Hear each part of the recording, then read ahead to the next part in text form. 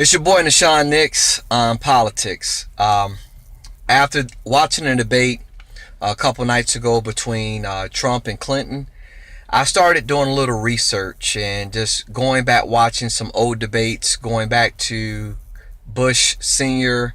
and Clinton, then moving forward to Bush and Gore, and then moving forward to Obama and Romney, and to our present presidential candidates. One of the recurring themes over and over again is inner cities, violence, and poor education.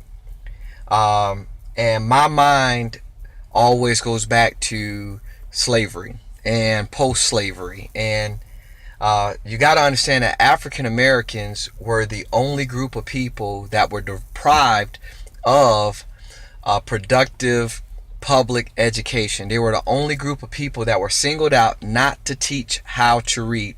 They're the only group of people that were considered, it was considered illegal to teach African Americans. And you fast forward 400 years later, 500 years later, it's still illegal to teach blacks pertaining to African Americans how to become functional in a free market, in free enterprise, in a capitalist society, because now you would be leveraging the playing field to where the people you once oppressed are able to compete on your level. And that's one of my challenges. And when you look at the formula for success, it's the same formula for failure. The formula for success: a rich environment receives a rich education, which produces rich people. All right. Poor environment receives a poor education, which produces poor people. So how do we change this thing? And I'm often asked, I sit down with pastors who are white pastors. They'll say, well, what do you need? And I tell them I need some money. All right. Well, come on, let's sit down, let's talk, let's have lunch. Come to this meeting. I want to introduce you to this person. And then after about 6 or 7 months, I done forgot what I wanted to do and what I was trying to get accomplished. So then I talked to black pastors, and they're like, what do you need? And I said, I need some money. So, let's do lunch. So we do lunch. Let's do this meeting. Then we do that meeting. Then 6 or 7 months later, I forgot what I came to you for. You know what I mean? So the thing is that it takes money to reach a people that have been deprived or neglected. And you say, well, it's their fault that they're not coming to school. Come to school to do what? Get suspended? Be put in detention? And like I said, African Americans outnumber all nationalities when it comes to disciplinary actions. So how in the world are they able to receive an education if they're constantly being put out of class or being put out of school? So once again,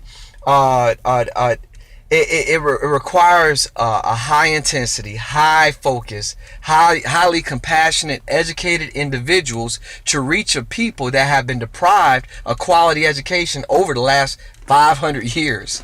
So, when you look at certain things, you have to be extremely creative to reach this group of people. You got to be extremely able to adapt and adjust to reach this group of people. And yet it's like the rhetoric is the same. You talk about a female president, it's going to be the same mess. You talk about a black president, it's still the same mess. You talk about a white president, it's the same mess.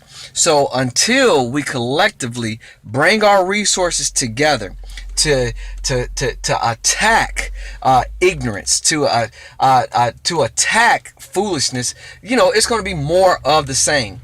So one of my recommendations for every mother that I'm encouraging you: cut the television off and take your children to the library. Do some research. Find out their interests. Look at the game plan on how other people have been successful in that particular field, and you build them babies up. You build them children up. For all my fathers out there taking care of their children, take some time, spend some time in that library. Let's crack open some books. Let's look in that Bible. Let's look in the Word, and let's search these scriptures to see how we can turn it around. And like I said, that's the only way that we don't get more of the same. People say, well, America's been good to us. How? Because you can go into the military. You are the infantry. You look at your signing bonuses. Your signing bonuses are nothing compared to your counterparts of other nationalities. You look at your training and your experience. You know what I mean? It's not a level playing field. And there's nobody that can tell me it is a level playing field. You look at law enforcement. One of the main reasons why they made it mandatory that in order to become a police officer, is that you had to have a bachelor's degree, is so that they can eliminate African Americans from patrolling African American communities. So like I said, it's more of the same. Yeah, you might have a nice job now, but then you look at the salary that you're receiving now compared to the counterpart who was Caucasian that was currently in that position before you got there. You know what I'm saying? It's not a level playing field. We got to constantly improve our education. We got to constantly advance our skill sets, and we have to learn to work together. This is Nashawn Nix on politics. Once again, exercise your opportunity to vote, but don't you dare confuse an opportunity with equality. This is Nashawn Nix, and I approve this message. I love you. God bless you. # you can get it too.